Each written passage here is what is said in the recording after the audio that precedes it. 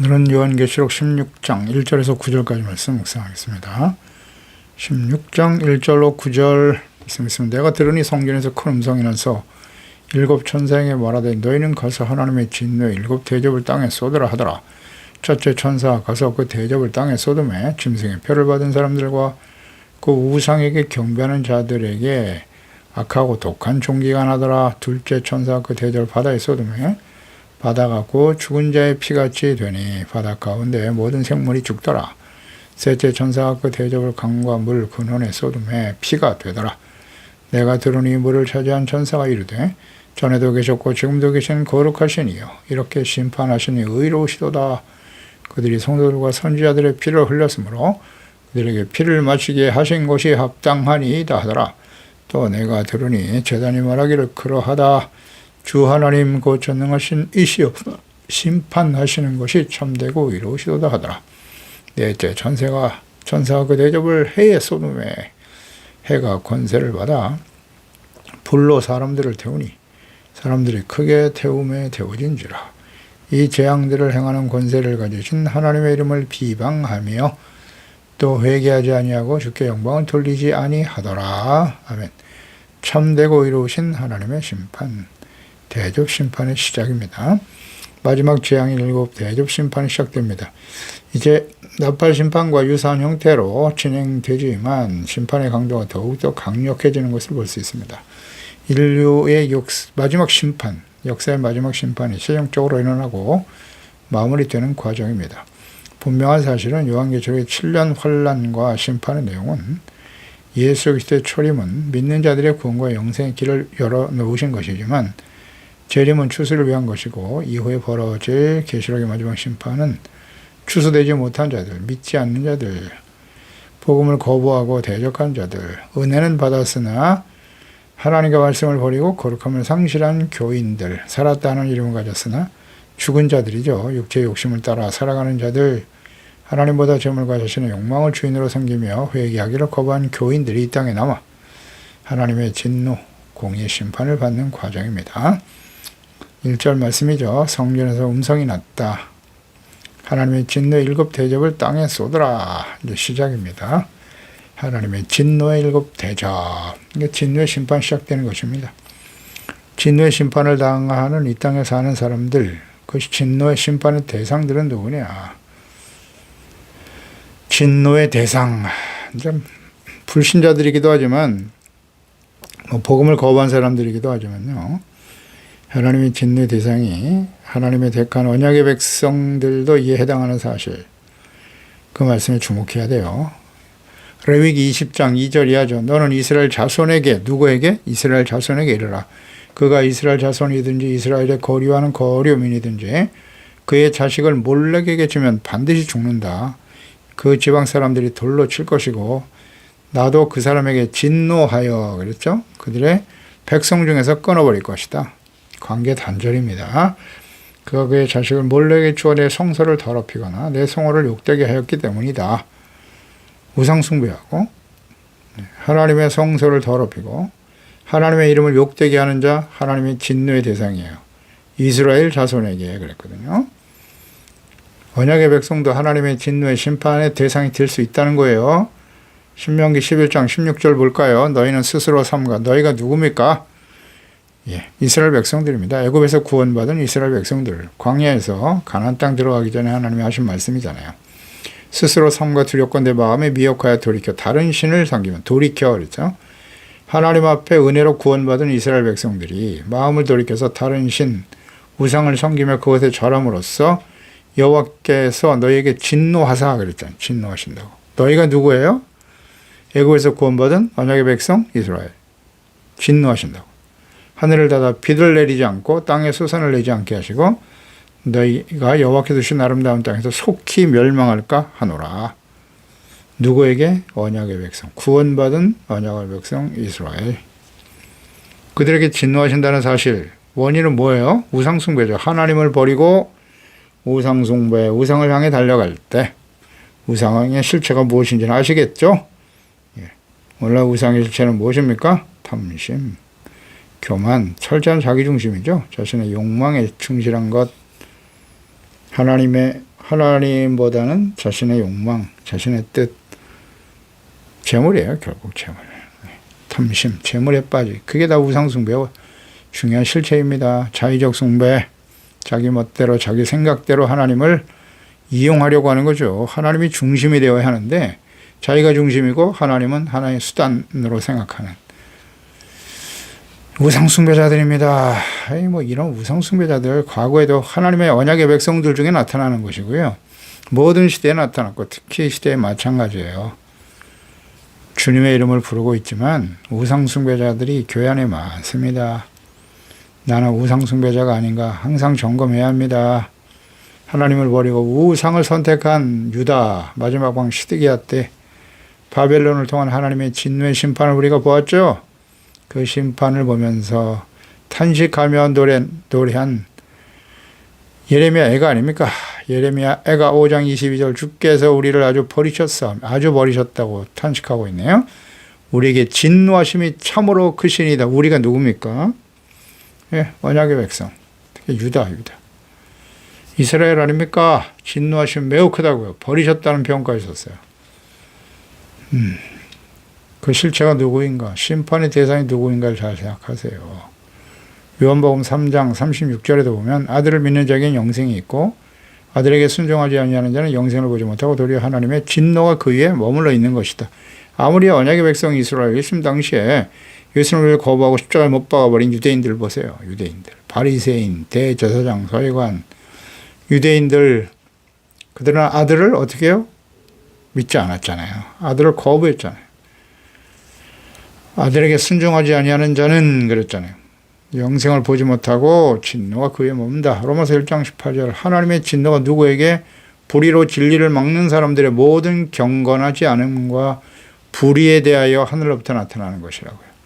경건하지 않음, 진리를 막는 사람, 막아요. 진리는 하나님의 말씀이 육신이 되어 찾아오신 예수 그리스도.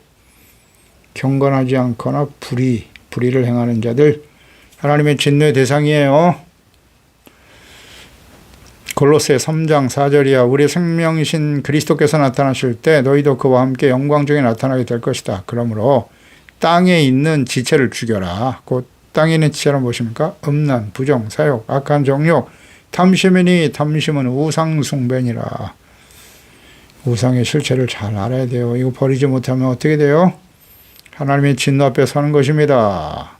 그래서 우리는 항상 진노의 대상이 누구인지를 깊이 묵상해야 돼요. 우린 예수 믿었으니까, 교회 안에 있으니까, 세례받고 예배 드리니까 진노의 대상이 아니겠지? 아니잖아요.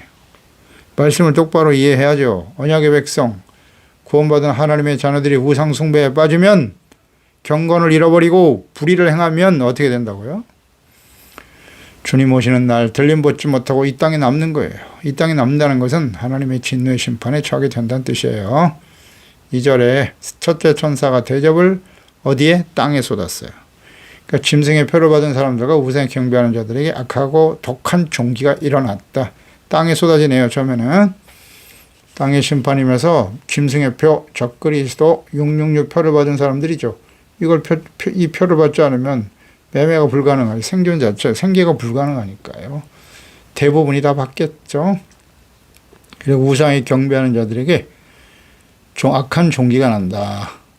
7년 환란 동안 후 3년 동안에 나타나 세상을 다스리게 될 짐승 적그리스도. 이 표를 받은 자들에게 독한 총기가 나더라. 독종은 과거 애굽에 내렸던 하나님의 6번째 재앙의 내용과 동일합니다. 출애굽기 9장 8절이야죠. 여호와께서 모세와 아론에게 이르시되 너희는 화덕의 재 두 웅큼을 가지고 모세가 발을 목전에서 하늘을 향하여 날려라. 그 재가 온 애굽 온 땅에 티끌이 되어 애굽 온 땅의 사람과 짐승에 붙어서 악한 종기가 생기더라. 예. 그러니까 사람과 짐승에 발생한 독종이 얼마나 고통스러운지요. 즉시 중단을 요청하고 백성들을 보내줄 것을 간청하고 있는 바로 왕의 모습을 볼 수 있죠. 그러니까 이런 재앙을 당하지 않으려면 예수님의 재림 이전에 자신의 죄를 회개하고 거룩함을 회복하는 일에 힘써야 합니다. 회개하라 이기는 자가 되라. 3절에 둘째 천사가 나타나네요. 이번엔 그 대접을 어디에? 바다에 쏟았어요. 처음은 땅, 두 번째는 바다예요. 그러니까 바다가 죽은 자의 피같이 되어버렸다. 바다 가운데 모든 생물이 죽더라. 여기 무섭네요, 이 말씀이. 바다에 쏟으니까 바다의 모든 생물이 죽더라는 거예요. 모든 어족이 다 죽어버린다. 이것은 심각하죠. 예, 바다. 애굽에 내렸던 나일강이 피가 되는 재앙과 유사하죠. 바다가 피와 같이 되어서 오염되기 때문에 바다의 생물들이 다 죽는다. 일부 바다에서 적조 현상이 발생하기도 하는데요. 모든 바다가 피와 같이 변하고 바다 생물이 폐사되는 무서운 재앙입니다. 계시록 8장 8절에서 보았죠. 둘째 천사가 나팔을 부니 불붙는 큰 산과 같은 것이 바다에 던져지며 바다의 3분의 1이 피가 되고 그랬거든요. 더 심각하네요. 바다의 모든 생물이 죽었다. 3분의 1이 아닌 나머지 다 죽음에 이르게 된다는 거예요. 바다는 모든 생명의 원천이에요. 바다가 죽으면 어떻게 돼요? 모든 생태계와 사람들은 생존이 불가능하죠. 마지막 심판의 내용입니다. 이런 일이 실제로 일어나겠죠. 네 번째 셋째 4절에 셋째 천사가 나타나요. 대접을 강과 물에, 땅, 바다, 강과 물에 쏟아지네. 이번에는 물의 근원에 쏟았다. 이 재앙 역시 셋째 나팔 재앙과 동일하죠. 계시록 8장 10절 11절에 셋째 천사가 나팔을 부니 횃불같이 타는 큰 별이 하늘에서 떨어졌다. 강들의 3분의 1과 여러 물샘에 떨어지더라. 이 별의 이름은 쑥이다. 물의 3분의 1이 쓴 쑥이 되더라. 그 물이 쓴물이 되므로 많은 사람이 죽더라. 근원에 쏟아지더라. 이것은 모세를 통해 나일강과 애굽의 모든 물의 근원을 피로 변화시켰던 재앙과 유사합니다. 물은 인간 생존과 직결되죠. 이런 물의 근원과 강을 피로 변하게 하는 셋째 재앙은 인간에게 있어서는 치명적인 재앙이 될 것입니다. 예수 그리스도의 십자가의 피는 구원의 은혜와 기적을 만들어냈죠. 예수 그리스도를 믿고 따르는 성도들을 박해하며 그들이 흘린 순교의 피에 대해서 하나님께서 이와 같이 심판하시는 것이다. 그러니까 의로운 자의 피를 흘린 악행에 대한 하나님의 피를 통한 심판이네요. 생명의 근원이 물이 피가 되어 생존이 불가능한 상태를 만들어 멸망에 이르게 하는 심판과 재앙입니다. 이건 행한 대로 갚아주시는 하나님의 뜻이죠. 에스겔 볼까요? 에스겔 16장 59절에 보면 나 여호와가 이같이 말하는데 네가 맹세를 멸시하여 언약을 배반하였은즉 네가 누굽니까? 하나님의 백성 유다입니다. 내가 내 행한 대로 내게 행하리라. 내가 행한 대로 너에게 그대로 행할 거야. 에스겔 18장으로 갑니다. 3절에 보면 여호와의 말씀인데 이스라엘 족속아 분명히 말씀하시죠. 내가 너희 각 사람이 행한 대로 심판할지라. 각 사람이 너희는 돌이켜 회개하고 모든 죄에서 떠날지어다. 그리한즉 그것이 너에게 죄악의 걸림돌이 되지 않을 것이야. 심판과 돌이킬 수 있는 방법, 회개하고 돌이키면 죄에서 떠나면 하나님의 심판이 임하지 않을 것이라고 말씀하시네요. 회개하고 떠나라. 죄에서 떠나라. 회개라는 건 입술로만 고백하는 게 아니에요. 그 죄에서 떠나는 거예요. 돌이키는 겁니다. 내가 너희 각 사람이 행한 대로 심판하신다. 그러니 우리가 이 땅에 살아가는 동안 부지런히 하나님의 말씀을 묵상하고 듣고 죄악된 삶을 버리고 돌이킨다면 모든 행한 것이 이렇게 하나님께서 지워주신다는 거잖아요. 얼마나 큰 은혜입니까? 계시록 22장 12절에 보라 내가 속히 오리니 내가 줄 상이 너에게 있어 각 사람이 그가 행한 대로 갚아주리라. 신상필벌이죠. 선을 행한 자에게는 생명의 부활로 하나님 앞에 서게 될 것이고 의의 멸류관, 영생, 생명의 멸류관을 얻게 될 것이지만 회개하고 돌이킬 수 있는 기회를 잃어버리고 돌이키지 않는다면 진노의 심판이 임할 수밖에 없는 것이에요. 이것이 하나님의 뜻이에요. 이 계시록은 인류의 역사의 마지막 심판하시는 과정이라고요. 여기에 의롭고 거룩하고 근신하고 깨어있는 주님의 자녀들이 이 심판에 참여한다? 아니요. 절대 그럴 수 없어요. 마지막 심판인데 공의에 대한 진노입니다. 5절에 내가 들으니 물을 차지한 천사가 이르되 전에도 계셨고 지금도 계신 거룩하신 이여 이렇게 심판하신 것이 의롭습니다 그러잖아요. 의로우신 심판이라고요. 모두 다 죽어요. 다. 여기에 왜 근신하고 깨어있는 예수 그리스도의 십자가의 벌로 씻음받고 경건하고 의롭고 하나님의 계명을 지키며 회개하고 돌이켜 용서받고 의롭다함을 얻은 자들이 심판에 참여하겠습니까? 그건 하나님의 뜻이 아닙니다. 아무리 묵상을 해봐도요. 잘 생각해 보세요. 물을 차지한 천사, 물을 피로 만드는 재앙을 주관하는 천사 말합니다. 전에도 계셨어요. 시방도 계시고 거룩하신 하나님이라고 하셨죠. 어제나 오늘은 영원토록 동일하시다. 과거에 행하셨던 하나님께서 말씀하시고 그 말씀을 이루신 신실하신 하나님의 역사는 지금도 계속돼요. 동일하게 나타나는 거예요.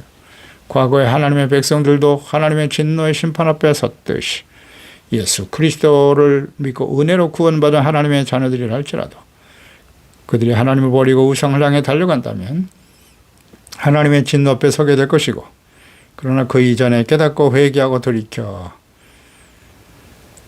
용서받고 의를 회복하고 거룩함을 회복한다면 이 심판에 참여하지 않게 될 것이다. 이게 하나님 뜻 아니에요? 뭐 어렵습니까?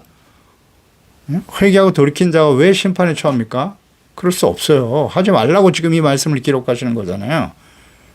심판하시려고 이 말씀을, 이런 심판의 말씀을 우리에게 예언하여 남기신 뜻이 뭐예요? 목적이 뭐죠? 심판을 받으라고? 아니요. 회개하고 돌이키라고요. 돌이키자는 심판받지 않습니다. 너무나 당연한 거죠. 그게 예수님이 보내신 목적이고요. 거룩하신 하나님이시잖아요. 그러니까 전에도 계셨고 지금도 계시고 어제나 오늘은 영원토록 동일하신 하나님의 말씀과 뜻은 변하지 않습니다. 역사의 주인이시고요.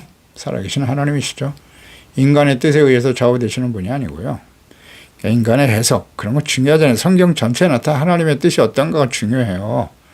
어떻게 해석할 것인가, 무슨 이런저런 인간적인 견해, 중요하지 않아요. 성경 전체에 나타난 하나님의 말씀과 뜻에 집중하세요. 거룩하신 하나님과 그리스도만이 심판의 주가 될 수 있습니다. 거룩하지 못한 자들은 모두 심판의 대상이 될 것입니다. 너무 당연하지 않아요? 거룩하신 하나님께서 언약의 백성과 주의 자녀들에게 요구하시는 말씀이죠. 레위기 11장 45절이에요. 나는 너희 하나님이 되려고 너희를 애굽 땅에서 인도해낸 거야. 내가 거룩하니 너희도 거룩할지어다. 하나님의 뜻은 어디에 있다? 거룩에 있어요. 거룩. 베드로전서 1장 14절 이하잖아요. 순종하는 자식처럼 전에 알지 못할 때 따르던 너의 사역을 본받지 말라고. 이제 너희가 누구예요? 예수 그리스도를 믿고 구원받은 하나님의 자녀들. 너희를 부르신 거룩한 이처럼 예수 그리스도, 너희도 모든 행실에 거룩한 자가 되어야 한다. 아멘. 모든 행실에 거룩한 자가 되라. 기록되었을 때 내가 거룩하니 너희도 거룩할지어다. 레위기 11장 45절 말씀을 인용한 것이죠. 외모로 보시지 않고 각 사람의 행위대로 심판하시는 일을 보세요. 외모가 아니에요. 행위대로 심판하시는 일을 너희가 아버지라 부른즉 너희가 나그네로 있을 때를 두려움으로 지내야 된다. 항상 두려움으로 항상 복종해야 돼요. 하나님을 두려워하고 항상 말씀을 묵상하고 그 말씀을 순종하고 그의 말씀에 어긋난 우리의 죄를 깨닫고 회개하고 돌이켜 용서받고, 거룩함은 성결이에요. 세상 사람과 달라야 된다는 거예요. 삶의 목적, 가치, 기준, 삶의 우선순위, 사랑과 가치를 어디에 둬야 돼요? 하나님 아니면 재물이에요. 자기 자신을 포함한. 뭐 어렵습니까? 사랑과 가치를 어디에 두고 살고 있나요? 나의 만족, 나의 쾌락, 나의 즐거움? 그저 육체의 생명을 연장해서 허요식하면서 건강하게 오래 사는 것입니까? 그게 삶의 목적이에요? 그게 삶의 최고의 가치입니까? 명예와 권력을 얻고? 이거 뭐 어렵습니까? 잘 묵상해 보면 돼요. 나는 사랑과 가치를 어디에 두고 살고 있는가? 나 자신인가? 하나님이신가? 의를 소중하게 여기고 거룩한 하나님의 자녀로 살아가는 일에 나의 삶에 사랑과 가치를 두고 사는가? 뭐 어렵습니까? 빨리 돌이키면 돼요.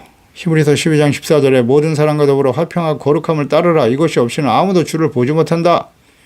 거룩입니다. 거룩. 그래서 2025년 우리에게 주신 가장 중요한 키워드 역시 거룩이에요. 거룩함을 추구하고 따르는 자가 되라. 히브리서 12장 14절 말씀이 주신 레마입니다. 거룩함을 따르라. 끊임없이 최선을 다해 추구하라는 거예요. 거룩함을 따른다는 것은 거룩하신 주님을 본받고 따라야 되죠. 이것이 없이는 아무도 그랬잖아요. 아무도 주를 보지 못한다.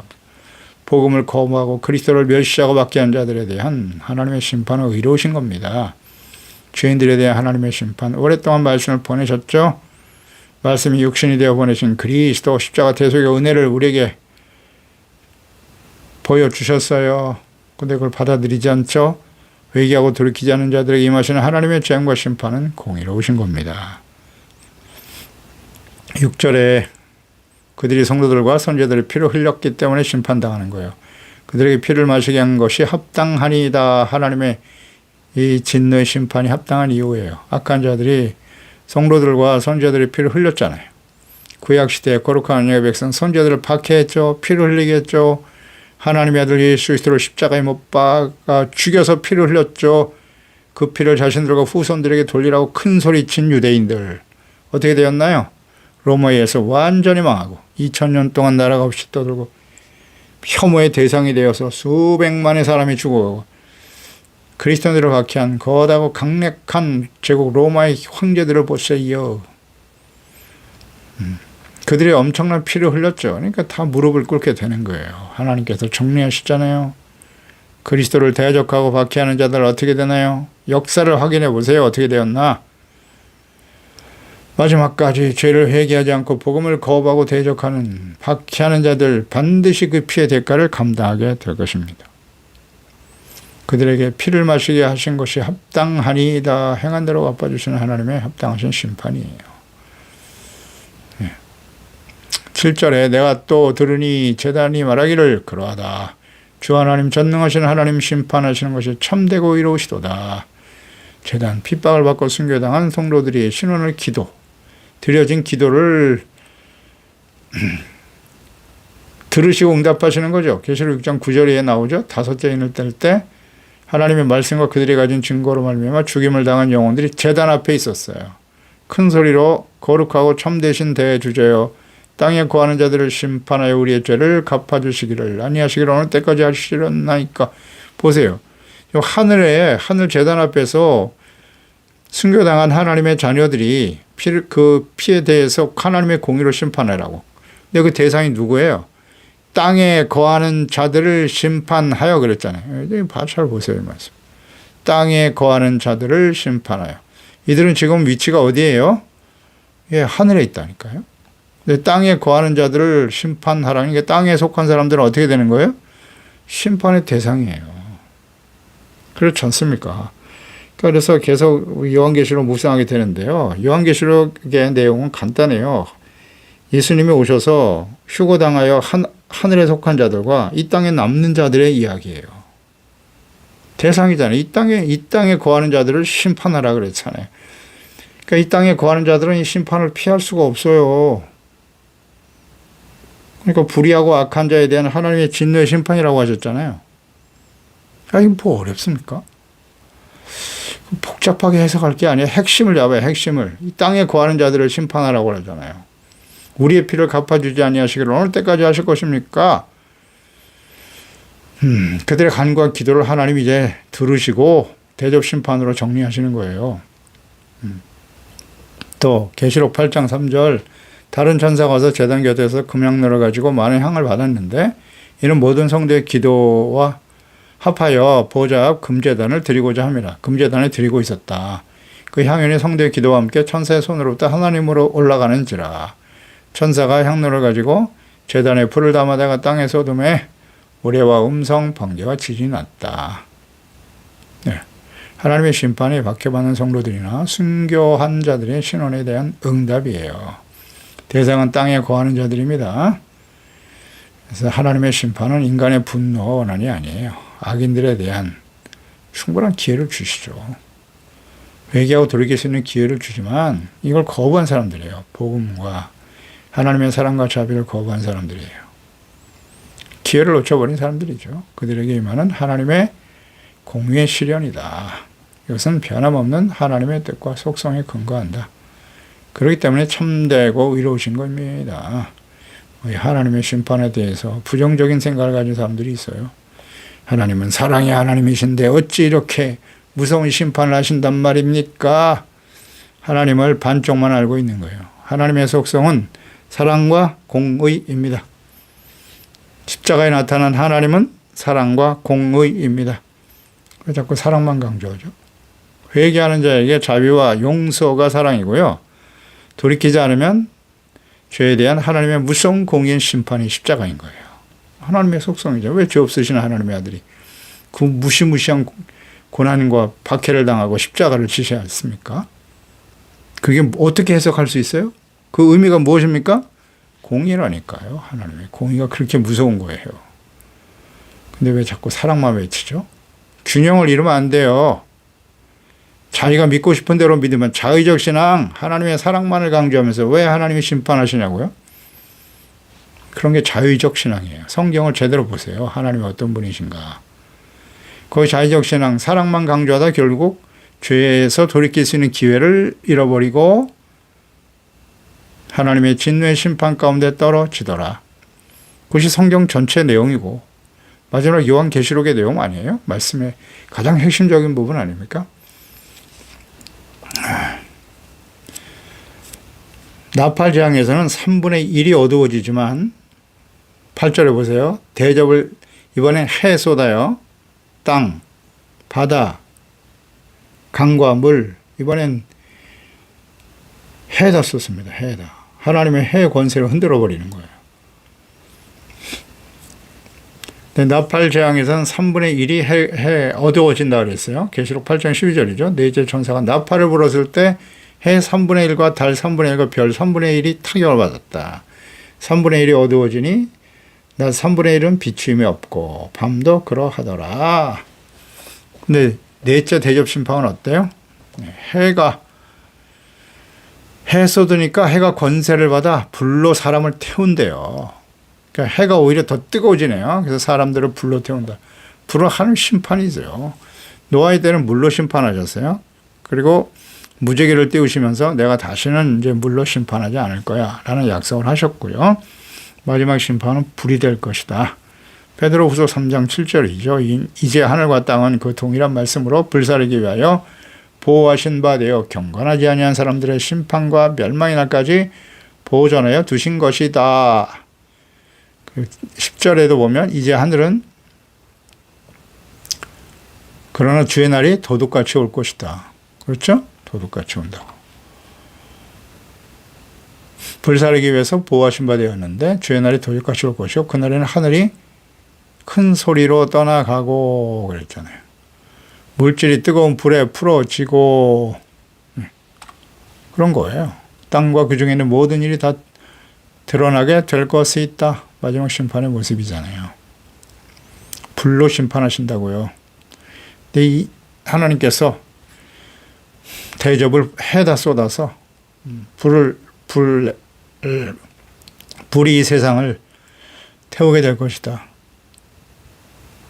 그러니까 모든 자연을 창조하셨을 뿐만 아니라 지배하시고 주관하시는 하나님이시기 때문에 충분히 가능한 일이죠. 지구의 자전이 흔들리고 공전주의가 흔들리고 지금 해가 일정한 빛을 발하고 열을 발하고 있는데 그걸 주관하고 계신 분이 하나님이시라고요. 하나님이세요. 얼마든지 하나님께서 조정하실 수 있죠. 그러니까 지금도 지구온도 상승으로 인해서 북극의 빙하가 녹아내리고 있지 않습니까? 빙하의 해빙 속도가 20년 전에 비해 무려 5배나 빨라지고 있다는 거예요. 그러니까 해수면 상승이죠. 그 해수 온도의 변화가 일어나죠. 이것은 곧 기후 이상 현상으로 이어지게 되는 것이고, 그래서 세계 곳곳에서 기상 이변이 속출하고 있는 것입니다. 계속되겠죠. 앞으로는 더 빨라질 거예요. 그래서 하나님께서 태양의 온도를 조금만 더 높이신다면 어떻게 될까요? 지구와 모든 사람들, 생물들은 불타버리고 말 것입니다. 이런 일이 일어날 거라고 말씀하시잖아요. 이게 무슨 상징입니까? 실제로 일어나고 지금 진행되고 있고요. 장차 일어날 일입니다. 실감이 잘 안 나죠, 지금. 그러니까 이 땅에 남는다는 건 정말 절망입니다. 절망이에요. 9절에 사람이 크게 태움에 태워졌다. 불에 타 죽는 거예요, 사람들이. 이 재앙들을 행하는 권세를 가지신 하나님의 이름을 비방하더라, 사람들이. 회개하지 아니하고 주께 영광을 돌리지 않더라. 그렇습니다. 이런 재앙이 쏟아질 때 사람들의 반응은 크고 두렵지 않아요? 해가 막 빛이 열이 강해져갖고 사람들이 불타 죽는데? 얼마나 두렵습니까? 그러면 당연히 회개하고 하나님께 돌아올 것 같죠? 그런데 그렇지 않아요. 그들의 반응이 어떻다고요? 하나님의 이름을 비방하고 있습니다. 자신들의 죄를 회개하고 하나님 앞에 돌아와야 할 텐데 그렇지 않아요. 비방하고 모독하고 회방하고, 그래서 이런 모습을 보면 하나님의 심판의 당위성을 우리는 깨닫게 되는 거예요. 악이 창궐한 악한 세대. 그래서 심판받게 된다는 거예요. 이 땅에 속한 사람들은요, 이런 사람들이 대부분이에요. 돌이키지 않아요. 과거 이스라엘 백성들 보세요. 왜 하나님의 언약의 백성, 거룩한 주의 백성들이 이방인들에 의해서 아수르와 바벨론에서 멸망을 당합니까? 왜 로마에 의해서 멸망을 당하나요? 간단하잖아요. 거룩함을 상실하고 끊임없이 선제를 보내서 회개하고 돌아오라고 외치셨지만 오래 참으셨죠. 안 돌아와요.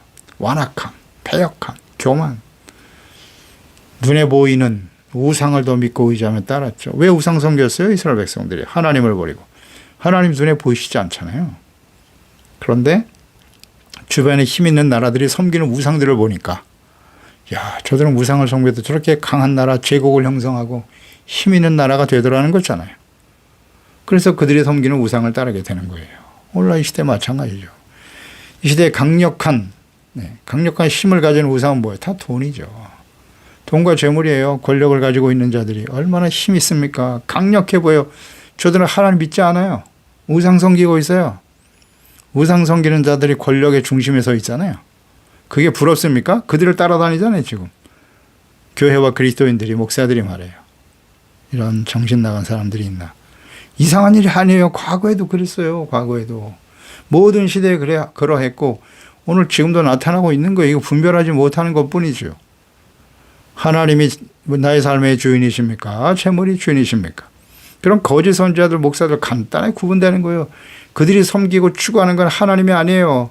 뭐 하나님의 이름을 부르고 예수님의 이름을 부르고 있지만 다 가짜예요. 그들의 중심에는 철저하게 자신의 이익, 재물, 돈밖에 없어요. 뭐 그 분별이 안 됩니까? 열매를 보아 그들을 알지니라. 그걸 따르는 사람들 역시 마찬가지예요. 똑같은 사람들이 거기에 동조하고 있는 거예요. 많은 교회와 목사들, 성도들이 그들과 함께 뜻을 같이 하고 있어요. 이게 바로 마지막 심판의 때가 가까웠다는 증거예요. 예수께서 말씀하셨잖아요. 거짓 선지자들을 조심하라고. 성도들이여, 정신을 차리소서. 이런 게 분별이 안 되면 나도 똑같은 사람인 거예요. 그들과. 결국 돈이에요. 자기 권력. 그밖에 더 있나? 그들에게 사랑이 보입니까? 예수님의 마음이 보입니까? 아니요. 이런 게 분별이 안 되나요? 그래서 심판의 당위성인 거예요. 이런 일들이 벌어질 때 오히려 하나님을 비방하고 악을 행합니다. 근데 문제는 뭐냐면 이런 일이 벌어질 때 교인들이에요. 교인들. 이를 본받고 따르는 교인들이 있다는 거예요. 사대교회 같은 사람들이죠. 살았다는 이름은 가졌으나 실제로는 죽은 자들이다. 육체의 일을 따른 자는 사망이에요. 영의 일을 생각하는 자는 생명과 평안이죠. 다 육에 속한 사람들이죠. 자신의 육신의 욕망에 따라 살아가는 사람, 은혜는 받았어. 예수 그리스도 안에. 처음엔 시작은 좋았다고요. 그런데 점점 하나님은 사라지고 말씀은 사라지고 자기 자신이 중심이 되고 자신의 욕망이 중심이 되는 거죠. 이런 사람들은 짐짓죄가 되는 거예요. 돌이키질 못해. 그러니까 이 시대에 많은 교회가 이 땅에 속할 거예요. 그러면서 불타서 하나님의 불같은 심판으로 멸망의 길을 가게 될 텐데, 그러니까 이들이 어떤 사람이냐. 주님의 이름을 부르는데 과거에 그렇게 주님을 섬기는 모습이 있었거든요. 그럼 뭐 어떻게 설명할 수 있다고요? 짐짓죄예요, 이 사람들이. 히브리서 10장 26절 27절. 우리가 진리를 아는 지식을 받은 후에 받았어요, 은혜를. 짐짓죄를 범한 즉 다시 속지 않은 제사가 없고 오직 무서운 마음으로 심판을 기다리는 것과 대적하는 자를 태울 맹렬한 불만이 있으리라. 이 맹렬한 불이 이 시대에 이때 일어나는 거잖아요. 하나님의 심판이잖아요. 이 심판에 처하게 된다. 누가? 짐짓죄를 범한 사람들은. 속지 않은 제사가 없다. 왜 속지 않은 제사가 없죠? 이렇게 회개를 안 하잖아요. 보세요. 회개해야 속죄하고 용서를 받지 자신의 죄를 인정하지 않아요. 오히려 회개하지 아니하고 주께 영광을 돌리지 않고 하나님의 이름을 비방하더라. 그러니까 맹렬한 불만이 있는 거예요. 회개하고 돌이킬 수 없으니까. 그러니까 마지막 심판이 땅에 쏟아지는 그 후 3년 반 동안에 이 땅에 속한 사람들은 특성이 뭐다? 회개하지 않는다는 거예요. 회개하면 다 구원받습니다. 기도하겠습니다. 하나님 아버지, 오늘도 주의 말씀을 통해서 우리가 하나님 앞에 이 땅에 쏟아질 마지막 심판의 내용들을 우리가 보게 됩니다. 마지막 대접 심판이 시작되네요. 무서운 심판이에요. 땅과 바다, 물의 근원, 그리고 해에다가 하나님이 심판을 쏟아 부으시더라. 이것은 뭐 인류의 마지막이라고 봐야죠. 생존 자체가 불가능한 마지막 심판의 내용인데 이런 일들이 벌어지면서 무서운 재앙이 쏟아지지만 사람들은 오히려 하나님의 이름을 비방하고 원망 불평하고 영광을 돌리지 않더라. 이것이 심판의 당위성입니다. 주여, 우리는 어떠한 사람인가요? 이 기회를 놓치지 않고 주님의 말씀 앞에 드러난 죄를 깨닫고 돌이켜서 겸손하게 주님 앞에 깨어 거룩함을 회복해가는 기회로 삼게 도와주세요. 예수님의 이름으로 기도드립니다. 아멘.